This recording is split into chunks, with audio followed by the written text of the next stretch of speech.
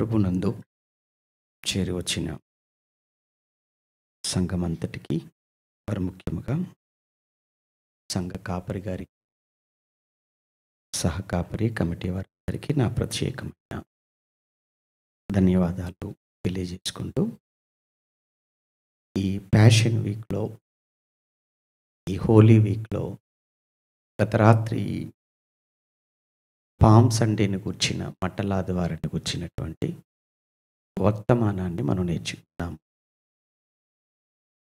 దానికి ఎందుకు ఆ పేరు వచ్చిందని కానీ, ఆ రోజు జరిగినటువంటి ప్రధానమైన సంఘటనలు, వాటిని గూర్చి మనం మాట్లాడుకున్నాం. ఇక ఈరోజు దాని తర్వాత అనగా ఈ ప్యాషన్ వీక్‌లో రెండవ రోజు, రెండవ వారం, సోమవారం ఏం జరిగింది? ఏ ఏ విషయాలు ఆ రోజు లేదా సంఘటనలు చోటు చేసుకున్నాయి? ఎక్కడెక్కడ వ్రాయబడ్డాయి?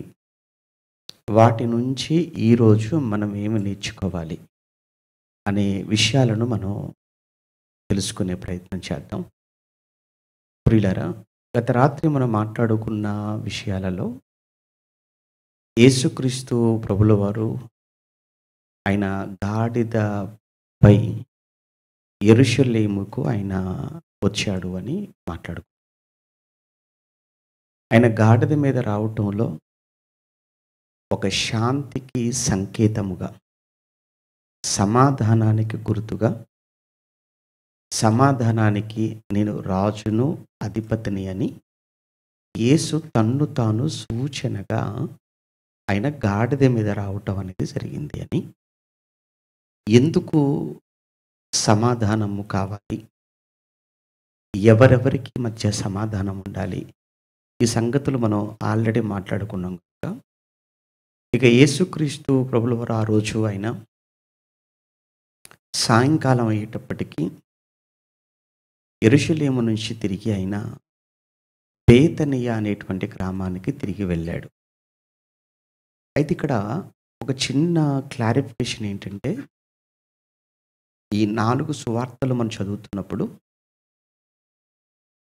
అందులో ఒక సంఘటన, యేసుక్రీస్తు ఆయన దేవాలయంలోనికి ప్రవేశించి దేవాలయాన్ని శుద్ధి చేసినటువంటి సంఘటన, అది కూడా ఆదివారమే జరిగినట్టుగా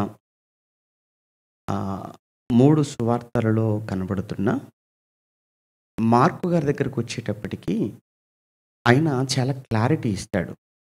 ఏంటంటే, ఇది ఆదివారము కాదు, సోమవారం జరిగింది అని.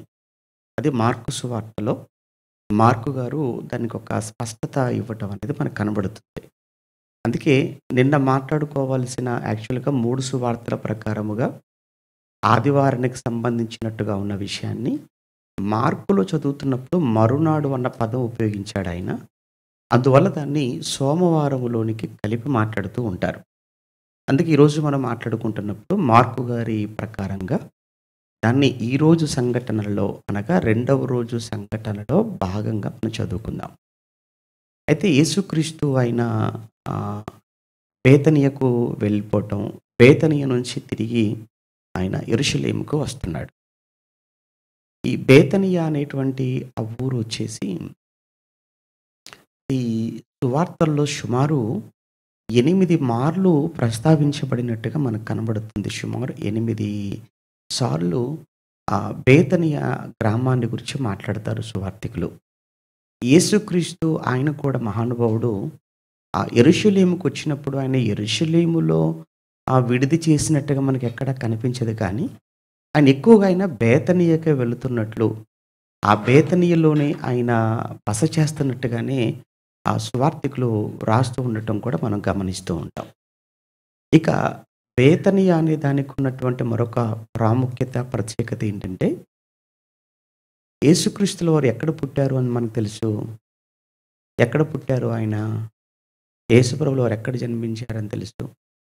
బెత్లెహేములో పుట్టాడు ఆయన. యేసు జన్మించింది బెత్లెహేము. అదెక్కడుంది ఇంతకు? బెత్లెహేమ్ ఎక్కడుంది? బెత్లెహేమ్ ఎక్కడుంది?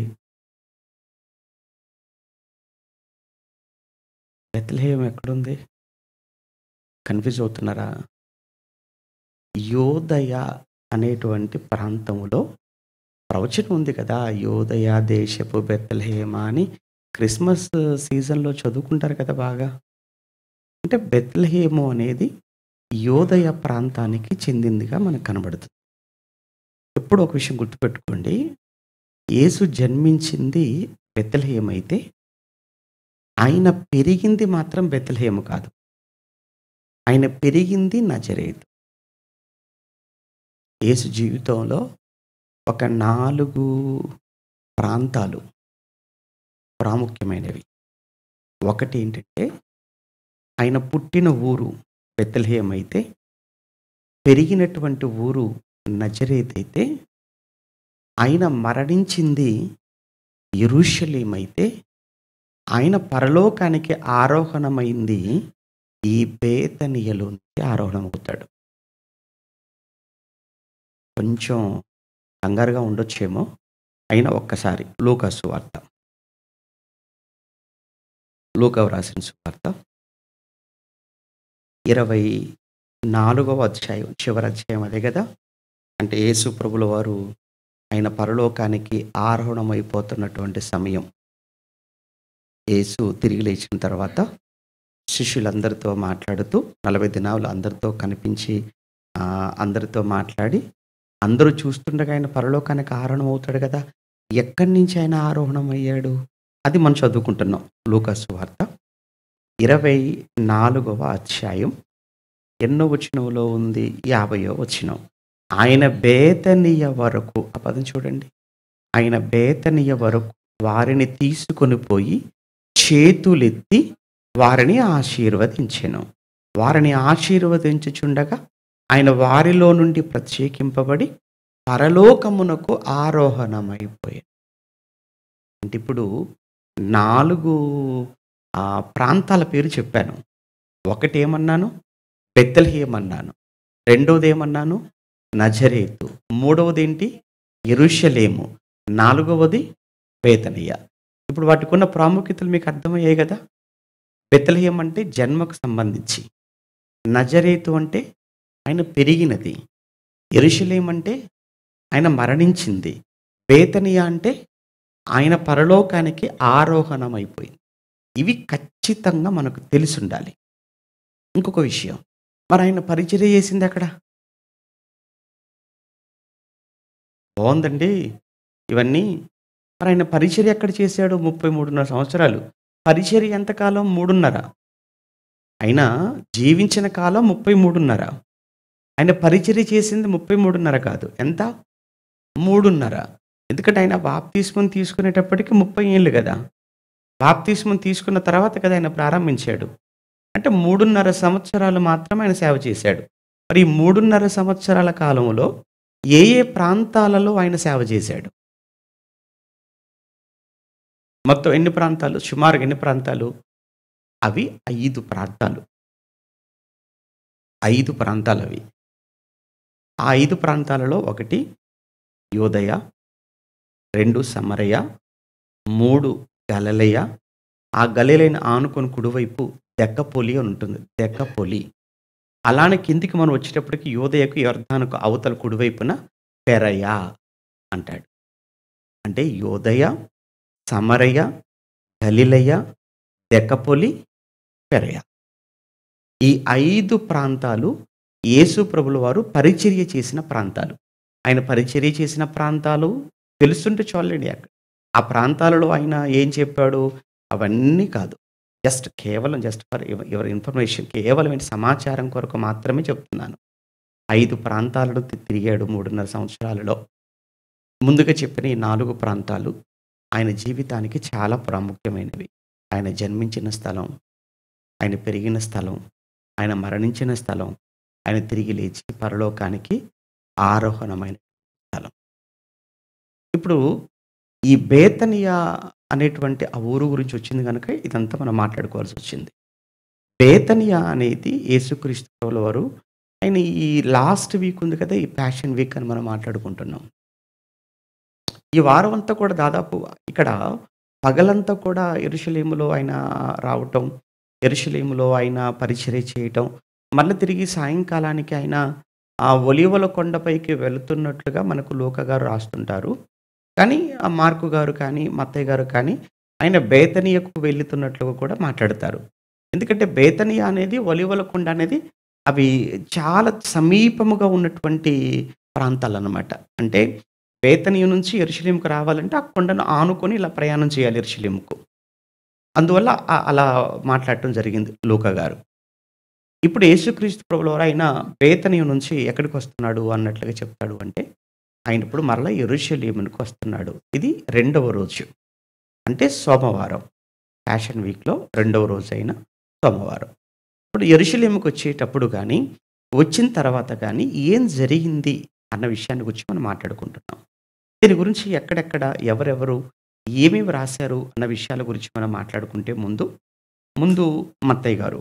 మత్తయి గారు తన సువార్తలో మత్తయి గారు తన సువార్తలో 21వ అధ్యాయం, మత్తయి సువార్త 21వ అధ్యాయం. నా మాట వెనకాల మీ అందరికి స్పష్టంగా ఉంది కదండీ! క్లియర్‌గా ఉంది కదా! నా వాయిస్ సరిపోతుంది కదా ఇంత? రైట్. మత్తయి సువార్త 21వ అధ్యాయం 10-19 వచనాలు.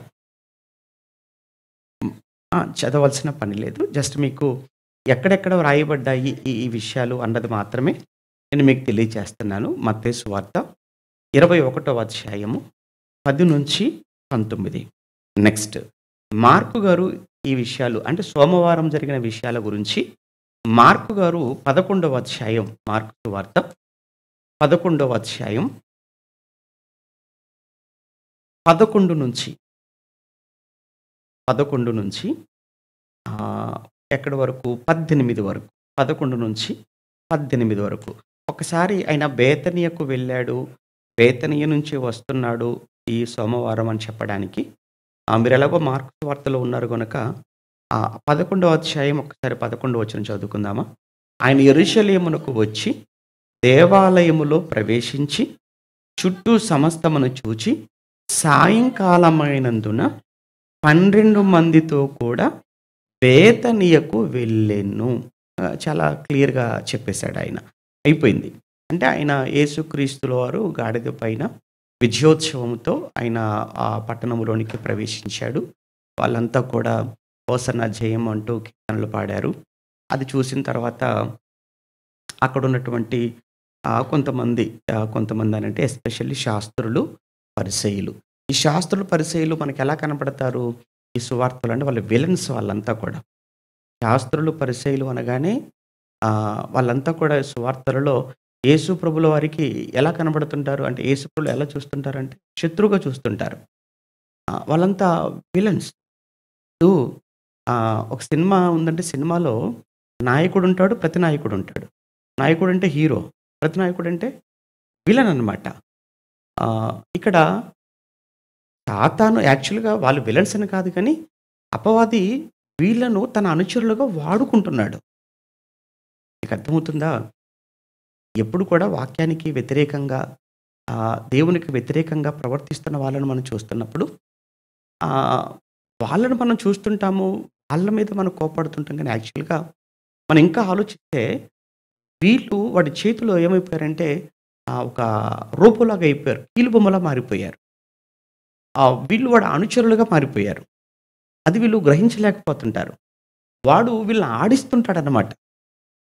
సేమ్ ఇక్కడ కూడా యేసుక్రీస్తుల వారి జీవితంలో పరిచర్యలు కూడా మనం చూస్తున్నప్పుడు కంప్లీట్‌గా శాస్త్రులు, పరిసయ్యులు యేసు ప్రభు అంటే ఇంకా ఒక ఎలా అంటే బద్ధ శత్రువుగా చూస్తుంటారు.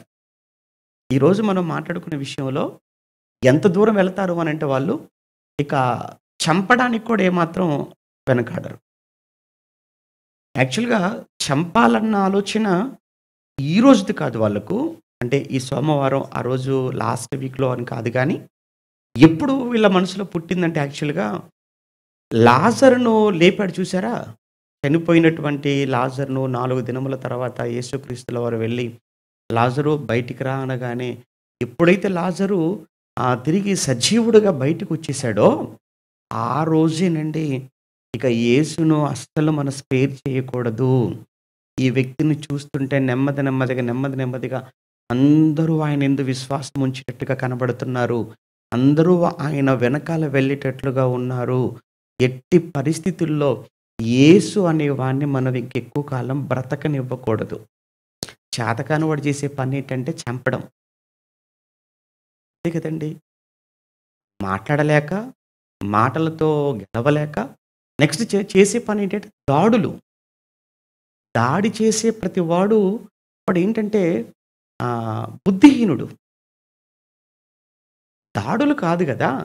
నిజంగా నువ్వు అనుకున్నది రైట్ అయినప్పుడు, నీ దగ్గర నిజంగా ఆ విషయ పరిజ్ఞానం ఉన్నప్పుడు మాట్లాడు.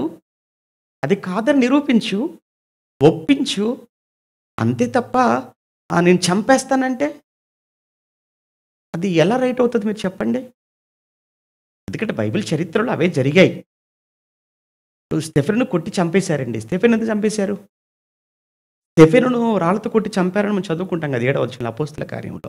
స్టెఫెనును చంపడానికి గల కారణం ఏంటంటే, స్టెఫెను మాట్లాడుతున్న మాటలకు వాళ్ళు కౌంటర్స్ ఇవ్వలేకపోయారు. ఆయన ఎదిరించలేక అన్న పదాన్ని అక్కడ ఉపయోగిస్తాడు. అంటే స్టెఫెనుని ఎదిరించలేక, మాట్లాడలేక, సమాధానం లేక వాళ్ళు చేసిన పనేంటంటే, ఇక రాళ్ళతో కొట్టి చంపేశారు. అది అది అసలు ఎలా అవుతది? అలా చంపుకుంటూ వెళ్ళిపోతే? చంపితే నీది రైట్ అయిపోద్దా? చంపితే రైట్ అయిపోతుందా నీ వాదన? చంపితే నువ్వు నమ్మింది నిజమవుతుందా? లేదే. ఇవన్నీ ఈ వారం రోజులు, ఈ ఆదివారం వరకు మీరు ఎన్నో విషయాలు మీరు ఖచ్చితంగా మీరు నేర్చుకుంటారు. నిన్ననే చెప్పాను మీకు. ఈరోజు ఈ యేసుక్రీస్తుల వారిని చంపాలనే ఆలోచన ఎప్పుడైతే లాజర్‌ను బ్రతికించాడో, ఆయన బ్రతికించినందుకు ఈయన్ని చంపాలనుకున్నారు చూసారా? లాజర్‌ను బ్రతికించిన రోజే యేసును చంపాలన్న ఆ ఆలోచన ఏమంటారు అంటే, ఆ రోజు వాళ్ళ మనసులో బలంగా పడిపోయింది. ఇంకా ఎంత దూరం ఆలోచించారంటే, యేసునే కాదు లాజర్‌ను కూడా చంపేద్దాం. అంటే లేపినందుకు ఆయన్ను, లేచినందుకు లాజరు. అంటే అర్థం ఏంటంటే సాక్ష్యం కూడా ఉండకూడదు. లాజర్‌ని ఎందుకు చంపాలనుకున్నారంటే సాక్ష్యం ఆయనే గదా! నన్ను చనిపోయి నన్ను బ్రతికించాడు అని చెప్పడానికి రుజువు లాజరు. కనుక రుజువులు కూడా ఉండకూడదు. సాక్ష్యాలు కూడా ఉండకూడదు. అలా యేసును, లాజర్‌ను చంపాలన్న ఆలోచన ఆ రోజు ఆరంభమైంది. ఈ రెండో రోజు అంటే ఈ సోమవారానికి వచ్చేటప్పటికి అది కాస్త ఇంకా బలం అయిపోయిందనమాట. ఇంకెక్కువైపోయింది ఈ మండే రోజు సోమవారానికి. ఎందుకో ఏం జరిగిందో ఇప్పుడు మనం తెలుసుకుంటున్నాం అనమాట. ఇప్పుడు తెలుసుకుంటాం మనం ముందుకెళ్తుంటే. సరే. 12 వచనం చదువుకుందాం. 12 మరునాడు వారు బేతనియ నుండి వెళ్ళుచుండగా మరునాడు వారు బేతనియ నుండి వెళ్ళుచున్నారు. అంటే యేసు ఎక్కడి నుంచి బయలుదేరాడు అన్న విషయం కోసం మీకు మార్కు దగ్గర ఆగాను. ఎక్కడి నుంచి బయలుదేరాడు? బేతనియ నుంచి బయలుదేరాడు. ఆదివారం ఎక్కడికెళ్ళిపోయాడనమాట? బేతనీకెళ్ళాడు. అంటే యెరూషలేము నుంచి బేతనీకి వెళ్ళి మరునాడు మరలా బేతనీయ నుంచి సోమవారం ఎక్కడికొస్తున్నాడు? ఉదయాన్నే యెరూషలేముకొస్తున్నాడు.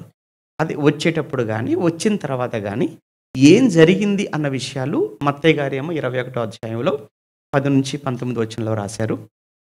మార్కు గారు వచ్చేసరికేమో ఇక్కడ 11వ వచనం నుంచి మార్కు సువార్త 11వ అధ్యాయం 12-18 వరకు మార్కు గారు రాశారు. ఓకేనా? ఇదే విషయాలు మరలా లూకా గారి దగ్గరికెళ్ళేటప్పటికి లూకా గారు 19వ అధ్యాయం, లూకా గారు 19వ అధ్యాయం 45-46, 47, 48 రాసుకోండి సరిపోతుంది. యాక్చువల్‌గా 45, 46 రాసుకుంటే సరిపోతుంది. 19వ అధ్యాయం లూకా సువార్త 45, 46 ఆ రోజు ఏం జరిగింది అన్నది లూకా గారు రాశారు. నెక్స్ట్ యోహాను గారి దగ్గరికెళ్ళేటప్పటికి యోహాను సువార్తలో 12వ అధ్యాయం, యోహాను సువార్త 12వ అధ్యాయం 20-50 వరకు. యోహాను సువార్త 12వ అధ్యాయం 20-50. ఇప్పుడు దీనంతటికి మనం పెట్టే టైటిల్ ఏంటంటే సోమవారము సంఘటనలు. అదే కదా! సోమవారపు సంఘటనలు. అంటే ఈ ప్యాషన్ వీక్‌లో యేసు తన జీవితంలో చివరి వారములో రెండవ రోజైన సోమవారము ఏం చేశాడు అన్న దాని గురించి మనం మాట్లాడుకుంటున్నాం.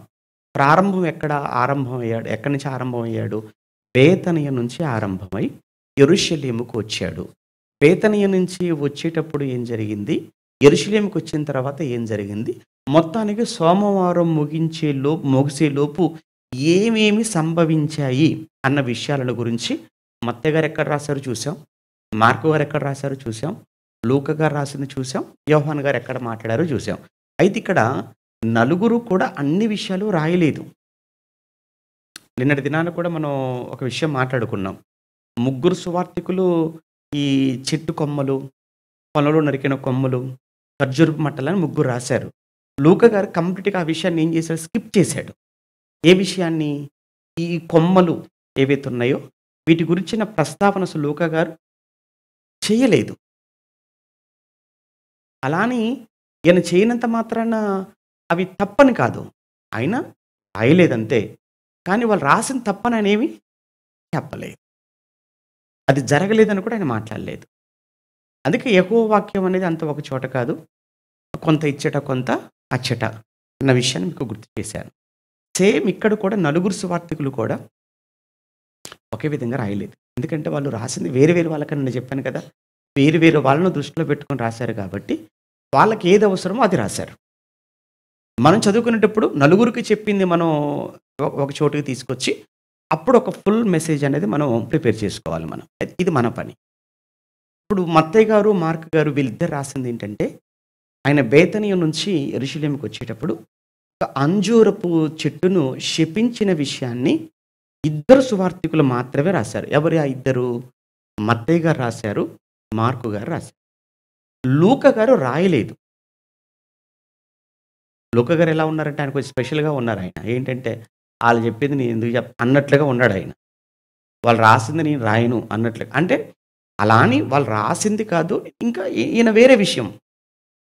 లూకా గారు ఆయన గురించి మాట్లాడుతున్నప్పుడు ఒక విషయం చెప్తాను. లూకా గారి గురించి మాట్లాడితే ఆయన చాలా మేధావి. ఎవరికంటే అంటే ఈ ముగ్గురు సువార్తికుల కంటే కూడా మేధావి. ఎందుకంటే ఆయన ఒక మంచి వైద్యుడు. మంచి డాక్టర్ ఆయన. పౌలు గారు ఆయన గురించి స్వయంగా మాట్లాడుతూ నా ప్రియుడైన వైద్యుడగు లూకా అని మాట్లాడతాడు.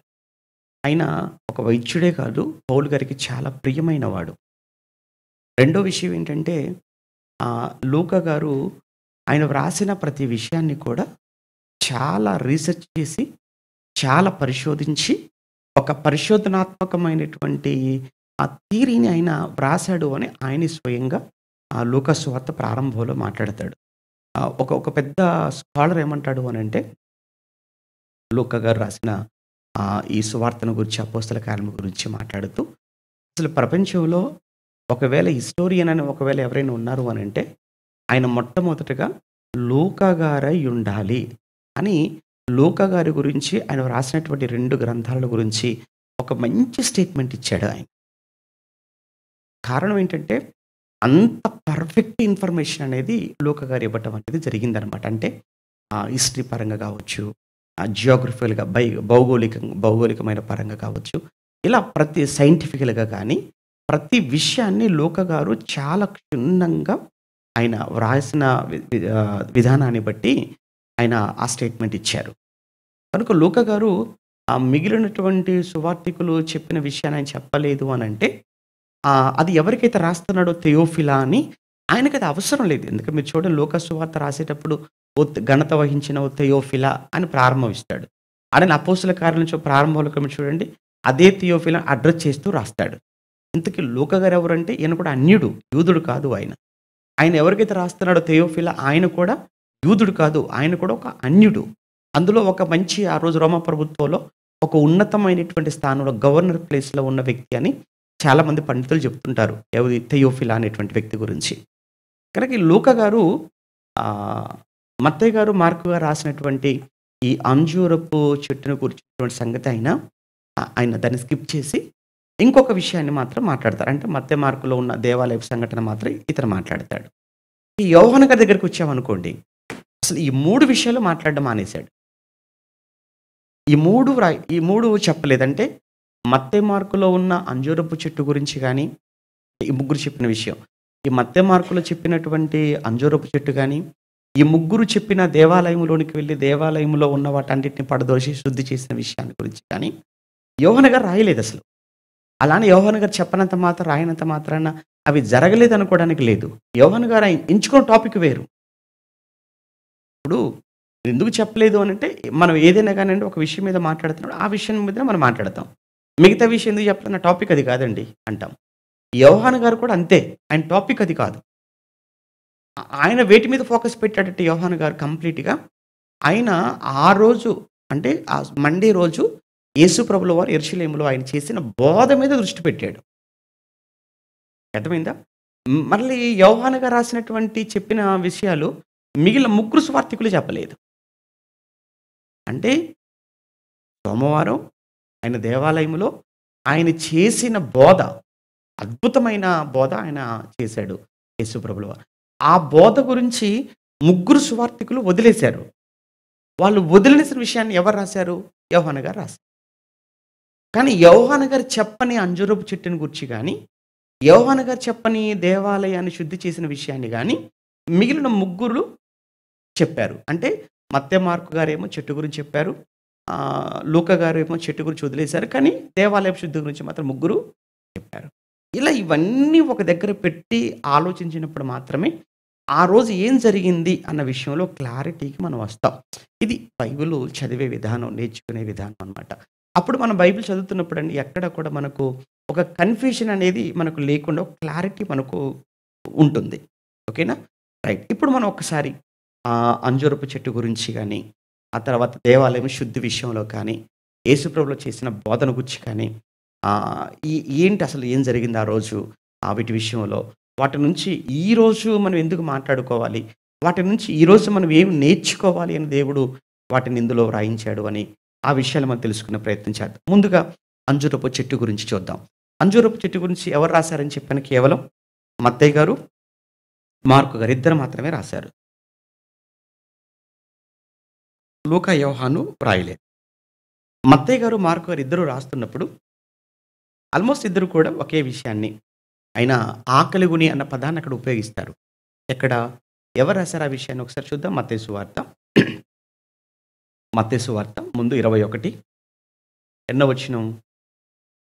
వచనం మత్తయి సువార్త 21వ అధ్యాయము ఎన్నో వచనం అంటే 18వ వచనంలో, ఉదయమందు పట్టణమునకు మరలా వెళ్ళుచుండగా ఆయన ఆకలి గొనెను. ఉదయాన్నే ఆకలి కొన్నాడు అని అంటే నేను అనుకోవడం ఏంటంటే మేబీ ముందు రోజు రాత్రి అంటే ఆదివారం, వాళ్ళకేంటంటే వారం అనేదండి వాళ్ళకి ఎప్పుడు మనలాగా ఆ రాత్రి 12 తర్వాత మనకు డే మారుతుంది కదా. కానీ యూదులకు అలా కాదు. సాయంకాలం 6 అయిందంటే నెక్స్ట్ డే అనేది వాళ్ళకి ఎంటర్ అవుతుంది. మనకేమో 12-12 అనేది మనకు లెక్క కదా. వాళ్ళకి అలా కాదు. సాయంత్రం 6 అవుతుందనంటే ఈరోజు మనకు మండే ఈరోజు యాక్చువల్‌గా. కానీ యూదులకు ఆల్రెడీ మంగళవారంలోనికి వెళ్ళిపోయారు వాళ్ళు. అంటే సాయంత్రం 6 గంటల నుంచి రేపు సాయంత్రం 6 గంటల వరకు వాళ్ళకేంటి రోజు. అంటే ముందు రోజు రాత్రి ఆయన బహుశా భోజనం చేయలేదేమో. ఉదయాన్నే ఆయన యెరూషలేముకు బయలుదేరాడు. ఆయన ఆకలి కొన్నాడు అని అక్కడ రాయబడింది. ఆయన ఆకలి కొని అప్పుడు త్రోవ ప్రక్కన ఉన్నటువంటి ఒక అంజూరపు చెట్టును చూచి దాని యొద్దకు రాగా దాని యందు ఆకులు తప్ప మరి ఏమీయూ కనబడలేదు. గనుక దానిని చూచి ఇక మీదట ఎన్నటికీ నీవు కాపు కాయకుందువు అని చెప్పెను. తక్షణమే అంజూరపు చెట్టు ఎండిపోయెను. శిష్యులు అది చూసి ఆశ్చర్యపడ్డారు. ఆయన ఆకలితో వెళ్ళాడు, చూశాడు, ఏమీ లేవు. అంటే యేసు ప్రభువు దగ్గర ఆయన అక్కడికి వెళ్ళి దానిని చూసే పరిస్థితి వచ్చింది అని అంటే ఆ చెట్టు ఎలా ఉండుంటుందో ఒక్కసారి మీరు ఊహించవచ్చు. ఆ చెట్టును చూస్తే ఎలా కనిపించిందని అంటే ఖచ్చితంగా ఈ చెట్టు కాయలు ఉండే ఉంటాయి. ఈ చెట్టుకు ఫలాలు ఉండే ఉంటాయి. ఎందుకంటే పచ్చగా కనబడుతుంది, గుబురుగా కనబడుతుంది.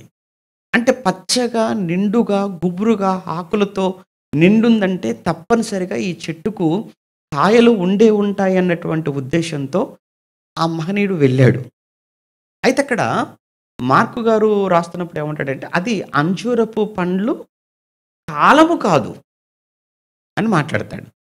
అయితే అది అంజూరపు పండ్ల కాలము కాకపోయినా, మరి యేసు ప్రభుల వారు అక్కడికి ఎందుకెళ్ళాడు? ఆయనకు కాలం అది ఏ కాలమో కూడా కనీసం తెలియదా? అంత స్పృహలో లేడా? ఆ మాత్రం తెలుసుకోలేని ఆయన దేవుడేంటి? ఆయనను మేము నమ్మటం ఏంటని మాట్లాడే వాళ్ళు మాట్లాడుతుంటారు. కానీ యేసుక్రీస్తు ప్రభుల వరకు ఆయన అది ఏ కాలమో గాదు, అన్ని కాలాలు తెలిసినవాడు ఆయన. ఎక్కడో ఉన్నాడు నతనయేలు చెట్టు కింద. ఆ ఫిలిప్పు వెళ్లి నతనయేలుని తీసుకొనొస్తాడు. అప్పుడు అంటాడు నతనయేలుతో, "నతనయేలు నువ్వు చెట్టు కింద ఉన్నప్పుడే నేను నిన్ను మరి ఎక్కడో చెట్టు కింద ఉన్నప్పుడే నతనయేలుని చూసిన ఆయనకు ఆ చెట్టు మీద కాయలున్నాయో లేవో తెలీదా?" సింపుల్ అండి. అందరూ ఎరుకోకొచ్చినప్పుడు అందరూ ఈయనను చూస్తుంటే యేసుప్రభుల వారిని, యేసుప్రభుల వారేమో చెట్టు మీద ఉన్న జక్కయ్యని చూస్తున్నాడు. ఆయనెవరికీ కనిపించడం లేదు మనకు తెలీదు గానీ, జక్కయ్య త్వరగా దిగమని జక్కయ్య కంగారైపోతున్నాడు ఆ రోజు. దీనికి ముందు జరిగింది. ఆదివారానికి ముందు జరిగినటువంటి విషయం అనమాట అది. ఆయన వచ్చేటప్పుడు దారిలో. మరి ఆ పైన ఒక మనిషి ఉన్నాడని, ఆ ఉన్న మనిషి జక్కయ్యననే సంగతి తెలుసుకున్నటువంటి ఆయనకు, అది అంజూరపు పండ్ల కాలము కాదనే సంగతి ఆయనకు తెలీదా? ఇంకొక విషయం. పన్ను వసూలు చేసేవాళ్ళు వచ్చారు. ఇది ఈ ఈ పాఠంలోనే ఉంటుందన్నమాట. అరశేకెలు పన్ను వసూలు చేసేవాళ్ళు. యూదులైన వారు తప్పనిసరిగా ఏంటంటే సంవత్సరానికి ఒకసారి వారు దేవాలయం విషయంలో అరశేకెలు అనేది కట్టాలి వాళ్ళు. పన్ను. ప్రతి యూదుడు తప్పనిసరిగా చెల్లించాలి. అందుకే ఒక సమయంలో మత్తయి సువార్త 15లో కొంతమంది పన్ను వసూలు చేసేవాళ్ళు పేతురు గారి దగ్గరకొచ్చి, "ఏమయ్యా పేతురు, మీ ప్రభువు పన్ను చెల్లించడా? పన్ను కట్టడా?" అన్నప్పుడు ఏమీ లేక ప్రభు దగ్గరికి వెళ్ళి ప్రభు ముందు నిలబడ్డప్పుడు ప్రభువే అంటాడు, "పేతురు, పన్ను చెల్లించమని అడుగుతున్నారా?" "అవును ప్రభువా." "మరి ఏమైనా ఉన్నాయా?" "ఏమీ లేవు." "కంగారు పడకు. నువ్వు గాలం తీసుకొని వెళ్ళు, ఆ సముద్రానికి వెళ్ళు, గాలమై మొదటి చేప బయటికి తీ, ఆ మొదటి చేప నోరు తెరువు. అందులో ఏముంటుంది? షెకెల్ ఉంటుంది. తెచ్చి మనకు పన్ను." గాలం వేస్తే చేప పడుతుందని ఎవరైనా చెప్పగలరు. కానీ చేప నోటిలో షెకెల్ ఉంటుంది. షెకెల్ నుండి చేప పడతదని ఎవరు చెప్పగలరు? ఎవరికీ తెలీదు. మరి ఆయనకెలా తెలిసిందంటారా? అసలు కలిగి ఉన్నదేదియో ఆయన లేకుండా కలగలేదు. ఇంతటి ప్రభువుకు ఆ చెట్టొకటి అది పండ్లు లేవని గాని, అది ఆ కాలమే కాదని గాని, ఎవరో చెబితే తెలుసుకునే అంత అమాయకుడా ఆయన? అయినా మరి ఆయన వెళ్ళాడు అంటే, ఆ చెట్టుని చూసాడు అనంటే, ఆ కాయ లేదని శపించాడు అంటే సంథింగ్ ఏదో ఉంది.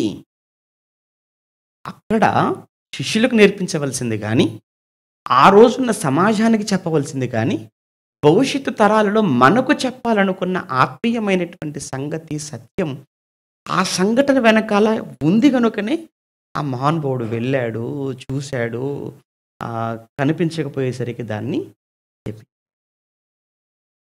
ఈ విషయాన్ని మత్తయి గారు రాశారు. మార్కు గారు కూడా రాశారు. ఇక రెండవ సంఘటన. సరే ఏముందనేది మనం ఫైనల్‌లో మాట్లాడుకుందాం.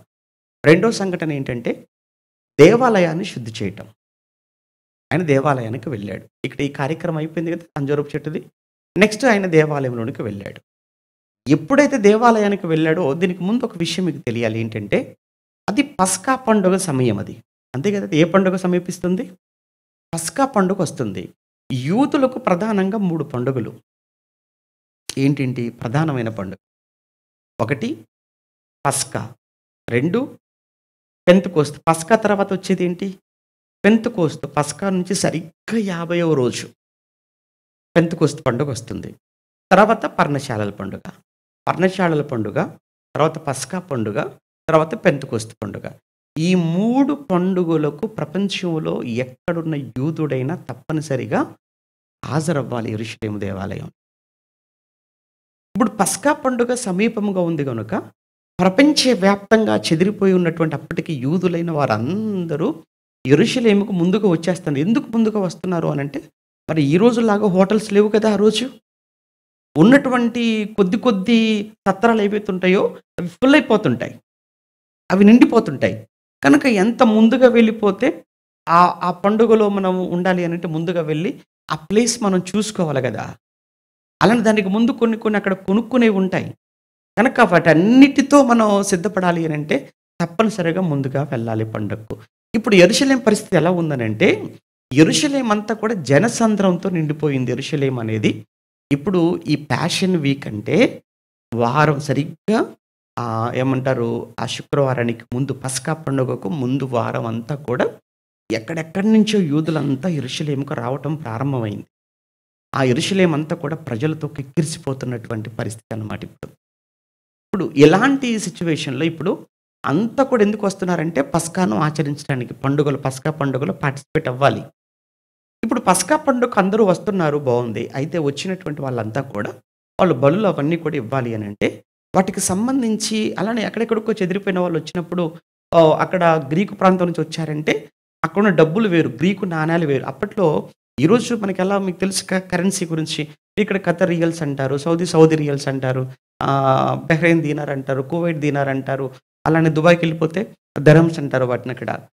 డాలర్ అంటారు. యూఎస్ డాలర్ అన్నారు. ఆస్ట్రేలియా డాలర్ అన్నారు. ఇలా ఒక్కొక్క దేశానికి ఒక్కొక్క కరెన్సీ గదా! ఇప్పుడు మీరు సంపాదించుకునే డబ్బులు డైరెక్ట్‌గా ఇండియాలోకెళ్ళి ఖర్చు పెడతారంటే కుదరదక్కడ. మీరు ఖచ్చితంగా వెళ్ళేలోపు ఇవన్నీ మళ్ళా ఇండియన్ రూపీస్‌లోకి మార్చుకోవాలి. ఇండియా నుంచి నువ్వు రూ. 1,00,000 తెచ్చుకొని ఇక్కడ ఎవరు తీసుకోరు. వాటిని ఖచ్చితంగా మళ్ళా నువ్వేం చేయాలి? ఆ రియల్స్‌లోకి నువ్వు మార్చుకోవాలి. ఇది ఎంత నిజమో ప్రపంచవ్యాప్తంగా చెదిరిపోయినటువంటి యూదులంతా కూడా ఇప్పుడు యెరూషలేముకొచ్చారు అనంటే, యెరూషలేము పండుగలో వాళ్ళకి అవసరమైనవన్నీ వాళ్ళు కొనుక్కోవాలి అని దగ్గర పెట్టుకోవాలంటే, ఆ రోజుకు గ్రీకులు వాళ్ళకి ప్రత్యేకమైన నాణేలున్నాయి. సిరియా వాళ్ళకు ప్రత్యేకమైన నాణేలున్నాయి. ఆ తర్వాత రోమ్ వాళ్ళకు ప్రత్యేకమైన నాణేలున్నాయి. తర్వాత ఐగుప్తు వాళ్ళకు ప్రత్యేకమైన నాణేలున్నాయి. మరి ఇలా ఆయా ప్రాంతాలలో చలామణవుతున్న నాణేలు ఇప్పుడు యెరూషలేముకు తీసుకొచ్చి డైరెక్ట్‌గా ఇస్తానంటే కుదరదు.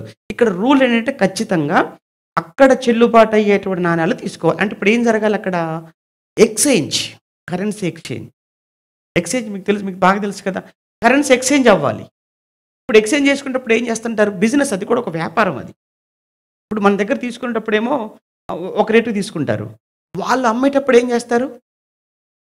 తెలుసు కదండీ మీకు. మీకు బాగా తెలుసు కదా! మన దగ్గర మనకిచ్చేటప్పుడు రూ. 23 ఇప్పుడు ప్రెజెంట్ అంతే ఉందేమో. రూ. 23 ఏమో మనకిస్తారు వాళ్ళు. వాళ్ళు కావాలని మళ్ళీ వేరే వాళ్ళు కొనుక్కునేటప్పుడు ఇంకొక రూ. 2 ఇంకొక రూ. 3 కలుపుకొని రూ. 25, రూ. 26కి మేము అమ్ముతామని చెప్పి వాళ్ళు అమ్ముతుంటారు వాటిని. ఇక్కడికొచ్చేటప్పటికి ఏం జరుగుతుందంటే యెరూషలేము దేవాలయానికి వచ్చిన వాళ్ళంతా భక్తులు పండుగొచ్చారు. ఇక్కడికొచ్చేసిన తర్వాత ఇప్పుడు ఆ గ్రీకు నుంచి వచ్చిన వాళ్ళు, రోమా ప్రాంతం నుంచి వచ్చిన వాళ్ళు, సిరియా నుంచి వచ్చిన వాళ్ళు, ఐగుప్తు నుంచి వచ్చిన వాళ్ళు, ఇంకా అనేక ప్రాంతాల నుంచి వచ్చిన వాళ్ళంతా కూడా వాళ్ళ నాణేలను ఇప్పుడు ఇక్కడ మార్చుకోవాలి. అక్కడ మీరు చదువుతున్నప్పుడు రూకలు మార్చువారు అన్న పదం ఉపయోగించాడు కదా! రూకలు మార్చుడు అంటే ఏంటి రూకలంటే? రూకలంటే డబ్బులు. అంతే. అవి ఎక్స్‌చేంజ్ చేసుకోవాలన్నమాట ఇప్పుడు. ఇప్పుడు ఈ విషయంలో అక్కడ చాలా అన్యాయం జరుగుతుంది. చాలా. అందులో సోమవారం ఏంటి సోమవారానికి ఉన్న ప్రత్యేకత ఏంటంటే, సరిగ్గా అది 10వ రోజు. అంటే వాళ్ళ నెలలో నీసాను మాసము అంటారు దీన్ని. నీసాను మాసంలో 10వ రోజు దశమి రోజున వాళ్ళు పస్కా పండుగ రోజు వాళ్ళు బలివ్వాలనుకున్నటువంటి గొర్రెని గాని, బలివ్వాలనుకున్న మేకను గాని, బలివ్వాలనుకున్న పశువును గాని, బలివ్వాలనుకున్నటువంటి అర్పణగా ఇవ్వాలనుకున్న పావురాలను గాని, ఈ 10వ రోజే కొనుక్కొని సిద్ధం చేసి పెట్టుకోవాలి. ఇప్పుడు దీంతో ఉదయానికి అయ్యేసరికి పొద్దున్నే అయ్యేటప్పటికి యెరూషలేము దేవాలయం పరిసర ప్రాంతాలన్నీ కూడా వ్యాపారస్తులతో అంటే అమ్మే వాళ్ళతో, కొనే వాళ్ళతో దేవాలయం వాతావరణం అంతా కూడా చాలా ఎలా అంటే ఇంకా మొత్తం చాలా బిజీ అయిపోయింది. హ్మ్. మొత్తం అల్లరల్లరిగా మారిపోతుంది దేవాలయం. దేవాలయం లోపల కాదు. అఫ్‌కోర్స్ దేవాలయం లోపల కాదు. దేవాలయానికి బయట ఆవరణం. అది అన్యుల ఆవరణం. మీరు యెరూషలేము దేవాలయాన్ని మీరు చూస్తున్నప్పుడు కొన్ని భాగాలుంటాయి. లోపల అతి పరిశుద్ధ స్థలం, ఆ తర్వాత ప్రత్యక్ష గుడారం పోలే కదా! యెరూషలేము దేవాలయం నిర్మాణం జరిగింది. లోపల అతి పరిశుద్ధ స్థలం అంటాడు. అతి పరిశుద్ధ స్థలానికి మధ్యలో ఏముంది? ఒక తెర ఉంటుంది. దీన్ని పరిశుద్ధ స్థలము అంటారు కదా! ఆ పరిశుద్ధ స్థలానికి బయటున్నదేంటంటే ఆవరణం. ఈ ఆవరణానికి బయటున్నదేంటంటే అది కూడా ఆవరణం. అదే అన్యులు. అన్యులైన వారెవరు కూడా ఈ ఆవరణలోకి రాకూడదు. వాళ్ళు బయటనే ఉండాలి వాళ్ళు. వాళ్ళు ఏమైనా బలులు ఏమైనా ఇవ్వాలనుకుంటే వాళ్ళు అక్కడి నుంచి ఇవ్వాలి. వాళ్ళ పేరు మీద ఇక్కడ వాళ్ళు బలిస్తారనమాట యాజకులు. వాళ్ళు లోపలికి రావడానికి వాళ్ళకి అవకాశం లేదు అన్యులైన వారు. వాళ్ళు బయట ఉండాలి. అంటే బయట అన్యుల కొరకు ఏర్పాటు చేసిన ఆవరణ ఉంది చూసారా? అక్కడ పెట్టారనమాట ఈ సంత, ఈ మార్కెట్ అంతా కూడా. అంటే మొత్తానికి అక్కడ ఒక వ్యాపారం, మోసపూరితమైన, కుట్రపూరితమైన ఒక దగ అనేది అక్కడ జరుగుతుంది. ఈ విషయాన్ని మత్తయి గారు రాశారు. ఈ విషయాన్ని మార్కు గారు కూడా రాశారు. ఈ విషయాన్ని లూకా గారు కూడా రాశారు. అయితే యోహాను గారు ఎందుకు రాయలేదు అనంటే, యోహాను సువార్త 2వ అధ్యాయంలో ఉంటుంది ఆ విషయం ఒకటి. అక్కడ కూడా యేసుప్రభుల వారు ఏకంగా తాళ్ళతో ఏం చేశాడట? కొరడ. అది యోహాను గారు 2వ అధ్యాయంలో మాట్లాడతాడు. అది సోమవారం జరిగింది కాదు. అంటే ప్యాషన్ వీక్‌లో జరిగింది కాదు అది. అది స్టార్టింగ్‌లో జరిగింది. అంటే దేవాలయాన్ని ప్రభుల వారు ఎన్నిసార్లు శుద్ధి చేశాడన్నమాట అయితే 2 టైమ్స్. ఒకటి తన పరిచర్య ప్రారంభంలో, మరొకటి తన పరిచర్య ఎండింగ్‌లో. ప్రారంభంలో శుద్ధి చేసిన విషయాన్నేమో యోహాను గారు రాశారు. ఎండింగ్‌లో చేసిన విషయాన్ని ముగ్గురు సువార్తికులు రాశారు. మత్తయి గారు, మార్కు గారు, లూకా గారు రాశారు. ఇది రెండో విషయం. ఓకేనా? మూడో విషయం ఏంటంటే, ఈ మూడో విషయాన్ని చెప్పాను కదా! ముగ్గురు చెప్పలేదు సువార్తికులు. ఒక్క యోహాను గారు మాత్రమే చెప్పారు మూడో విషయం. అదేంటంటే ఆయన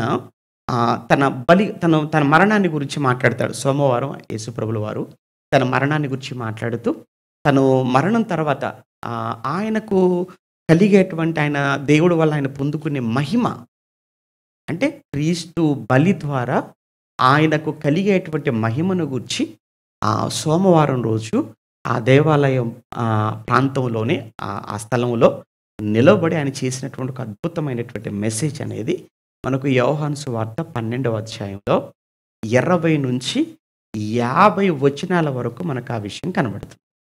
ఓకే. కంప్లీట్‌గా ఏం మాట్లాడుకున్నామంటే ఇప్పటి వరకు ఆ రోజు జరిగిన ప్రధానమైన 3 సంఘటనలు అని మాట్లాడుకున్నాం. ఒకటి ఏంటి? చెట్టును శపించటం అనేది మొదటిది. రెండో విషయం ఏంటి? దేవాలయాన్ని శుద్ధి చేయటం రెండో విషయం. మూడో విషయం ఏమని మాట్లాడుకున్నాము? యేసు తన మరణాన్ని గురించి మాట్లాడుతూ, మరణం ద్వారా తనకు కలగబోయే మహిమ, తండ్రి ఆయన ఎలా మహిమపరచబడబోతున్నాడో, తద్వారా అనేకులను ఎలా ఆయన ఆకర్షించుకుంటాడో అన్న సంగతిని యోహాను గారు మాత్రమే రాశారు. అంటే ఒక మాటలో మీరు గుర్తుపెట్టుకోవాలంటే ఆయన ప్రసంగం, సోమవారం ఆయన చేసిన ప్రసంగాన్నేమో యోహాను గారు రాశారు. ఓకే. దేవాలయాన్ని శుద్ధి చేసిన సంగతి ఏమో ముగ్గురు రాశారు. చెట్టు గురించి ఇద్దరు రాశారు. చెట్టును శపించిందేమో ఇద్దరు రాశారు. దేవాలయాన్ని శుద్ధి చేసిందేమో ముగ్గురు రాశారు. యేసుక్రీస్తు ప్రసంగం ఏమో ఒక్కళ్ళు రాశారు. ఇది ఓవరాల్‌గా. ఇప్పుడు ఇందులో మొదటి పాయింట్ ఏంటి అనుకున్నాం మనం? చెట్టును శపించి. అక్కడికి వెళ్ళాలి. చెట్టును శపించడం. ఎందుకు శపించాడు మరి? శపించవలసిన అవసరం ఏంటంటే, ఏ కారణం లేకుండా శపించాడు ఆయన. యేసుక్రీస్తుల వారు 3.5 సంవత్సరాలలో ఎన్నో మార్లు ఆ మార్గం గుండా వస్తూ పోతున్నాడు. ఆయన ఎప్పుడొచ్చినా గాని ఎక్కడ ఉంటాడని చెప్పాను మీకు? ఎప్పుడొచ్చినా ఎక్కడ ఉంటాడని చెప్పాను? ఏ ఊర్లో ఉంటాడు? బేతనియ. బేతనియ నుంచి ఆయన యెరూషలేమునకు వస్తూ వెళ్ళిపోతున్నప్పుడు అదే దారి గనుక ఎన్నో పర్యాయాలు ఏమంటారు? ఆ చెట్టు అవన్నీ కూడా ఆయన చూసే ఉంటాడు. కాలములో చూశాడు. కాలము కాని కాలంలో కూడా చూశాడు. మరి కాలములో కాయలేదు. కాలము కాని కాలములో కూడా కాయలేదు. అయితే ఇంకొక విషయం కూడా చెప్తాను. ఏంటంటే అంజూరపు చెట్టుకున్న ఇంకో గుణం ఏంటో చెప్పమంటారా? అది అకాలములో కూడా కాయలు కాస్తుంది. ప్రకటన గ్రంథం మీరు 6వ అధ్యాయం మీరు 16 వచనం అనుకుంటాను. మీరు తర్వాత చదువుకోండి. ప్రకటన 6:16లో అంజూరపు చెట్టు నుంచి అకాలపు కాయలు రాలినట్టు అంటాడు. ఓకేనా? ఒకసారి కరెక్ట్‌గా చూద్దాం అయితే. ప్రకటన గ్రంథం 6వ అధ్యాయంలో ఎన్నో వచనం అది? ఎన్నో వచనమమ్మా కరెక్ట్‌గా? 13వ వచనం వాడు చూడండి. 13వ వచనం. పెద్ద గాలి చేత ఊగులాడు అంజూరపు చెట్టు నుండి అకాలపు కాయలు రాలినట్టు అన్నాడు. అకాలపు కాయలేంటి? అంటే కాలములో కాసే కాయలు ఉన్నాయి. కాలము కాని కాలములో కాసే అకాలపు కాయలు అన్నాడు. అంటే అంజూరపు అంటే కొన్ని చెట్లకు కొన్ని గుణాలు. ఇప్పుడు ఈవెన్ మామిడి పండ్లు కూడా సహజంగా మనకు దొరికే సీజన్ అంటే మనం వేసవి కాలం అంటాం. కానీ కొన్ని ఆగస్టు మాసంలో కూడా మామిడికాయలు వస్తుంటాయి. ఇవేంటి? నాసికా పండు. అంటే అసలు యాక్చువల్‌గా సీజన్ అది కాదు. అన్‌సీజన్. అన్‌సీజన్‌లో కూడా కాస్తుందనమాట. కాసే ఆ గుణం ఉంది ఆ చెట్టుకి. అలానే అంజూరపు చెట్టుకున్న గుణం కూడా ఏంటంటే, కాలములో కాయగలదు. అకాలములో కాసేటువంటి చెట్లు కూడా కొన్నున్నాయి. ఇప్పుడు ఆయన కాలము కాదని తెలుసు. అయినా వెళ్ళాడు అనంటే, ఆ కాలములో కొన్ని కాలంలో కాయలేదు. కాలంలో కాయని చెట్టు కనీసం ఇప్పుడైనా కాయాలి. కాయలేదు. ఇంకొక ముఖ్యమైన విషయం ఏంటంటే, అది చూడటానికి ఎలా ఉందంటే ఆ చెట్టు, ఆకులతో నిండిపోయింది. పచ్చగా కనబడుతుంది. గుబురుగా కనబడుతుంది. కానీ కాయ మాత్రం లేదు. అదే నువ్వు వదిలేయొచ్చు ఆయన. లేదు లేదు. వీళ్ళకొక పాఠం చెప్పాలి. ఈ తరానికి చెప్పాలి. రాబోయే తరానికి కూడా ఒక పాఠం చెప్పాలి. ఏంటి ఆ పాఠం అంటే, మనుషులు ఎలా ఉన్నారు అనంటే, అతిశయంతో ఉన్నారు. ఒకటి. రెండోది మనుషుల్లో కనిపించేది వేషధారణ. అతిశయం, వేషధారణ. ఈ అతిశయం అనే దాన్ని ఇంకొక మాటలో మనం మాట్లాడుకోవాలంటే దాన్ని ఏమంటారంటే గర్వం అని కూడా అంటాం. అతిశయానికి ఇంకా కొంచెం బైబిల్‌లో మనకు చూస్తుంటే గర్వం అనేటువంటి పదం కూడా ఉపయోగించబడదు. అతిశయించటం. దేన్ని బట్టి అతిశయిస్తుంటారు? ఒక్కొక్కరు వారికున్నటువంటి దేన్నో బట్టి. అందరికి అన్నీ ఉండవు గదా! వారికి ఏదుందో దాన్ని బట్టే అతిశయిస్తుంటారు. అందం ఉన్నవాళ్ళు అందాన్ని బట్టి అతిశయిస్తుంటారు. డబ్బున్నవాడు డబ్బును చూసుకొని అతిశయిస్తుంటాడు. అధికారం ఉన్నవాడు తనకున్న అధికారాన్ని బట్టి అతిశయిస్తుంటాడు. నేను బాగున్నాను అని తనకు ఏదైతే ఉందో దాన్ని చూసి మనసుల్లో పొంగిపోతూ అతిశయిస్తున్నవారు. ఈ చెట్టు కూడా ఎలా ఉందంటే నేను పచ్చగా ఉన్నాను. గుబురుగా ఉన్నాను. పచ్చగా ఉన్నాను, నిండుగా ఉన్నాను అనుకుంటుంది కానీ కాయలేదు. పండు లేదు. దానివలన ఎవరికి ఉపయోగం? ఎవరి ఆకలి తీర్చగలదు? నా ఆకలి తీర్చలేనిది ఇంకెవరి ఆకలి తీర్చగలదు? కలుగజేసిన నా ఆకలి సృష్టికర్తగా ఆయన ఆకలి తీర్చలేని ఈ చెట్టు ఎవరికి ప్రయోజనం? ఒకటి. రెండవదేంటంటే వేషధారణ. చూడటానికి మాత్రం ఎలా ఉందంటే చాలా పచ్చగా కనబడుతుంది.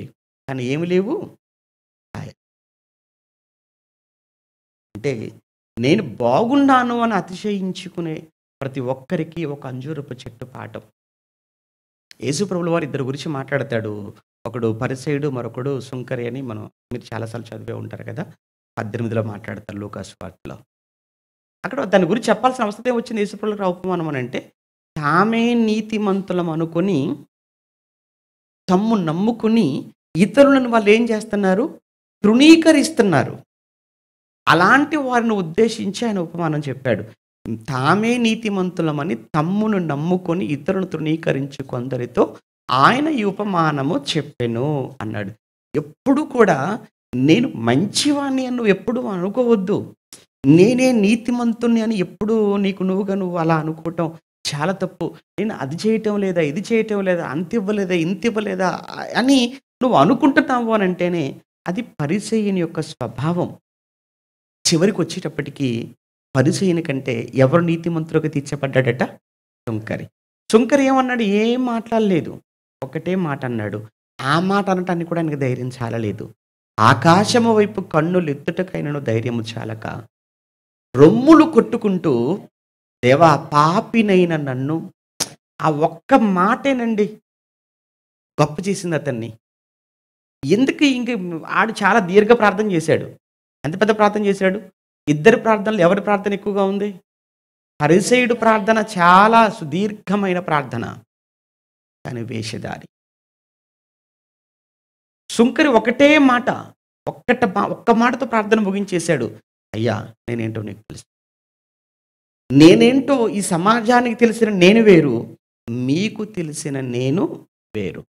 ఇలా ఎంతమంది కవర్ చేసుకుంటున్నారు?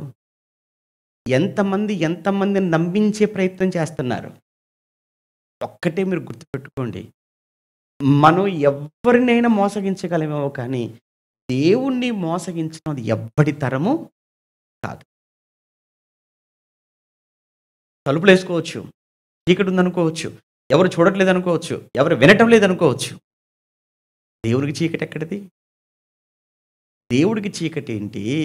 ఆయన సనుక్కుంటేనే అక్కడ వినిపించింది ఆయనకు. ఇశ్రాయేలీయులు అరణ్యములో ఏం చేశారట? మాట్లాడుకున్నందుకు కాదట చంపినింది. సనుక్కున్నందుకే చంపేశాడట. మాట్లాడినందుకు కాదు, సనిగితే వినిపించింది ఆ పరలోకానికి. వినపడుతుంది. ఇంకా సనిగితేనే కాదు. కీర్తనల గ్రంథంలో అంటాడు 139లో, మాట నా నోట రాకముందే అంటాడు. ఏం మాట్లాడతావో ఆయనకి. మరి తెలిసిన తర్వాత ఒక మాట అనే ముందు ఎంత జాగ్రత్తగా ఉండాలి? అనేస్తాం అంతే. తెలుసు కదా! వాక్యం తెలుసు. సంగతి కూడా తెలుసు మనకు. అటువంటప్పుడు ఒక మాట నోట నుంచి వచ్చేటప్పుడు ఎంత జాగ్రత్తగా మాట్లాడాలండి?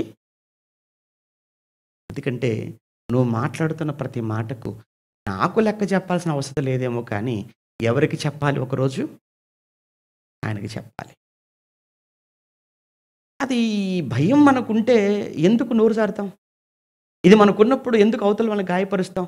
నిజంగా ఈ భయం మనకున్నప్పుడు ఎదుటి వారిని ఎందుకు మనం బాధ పెట్టేవారంగా ఉంటాం? ఎప్పుడో గుర్తుపెట్టుకోండి.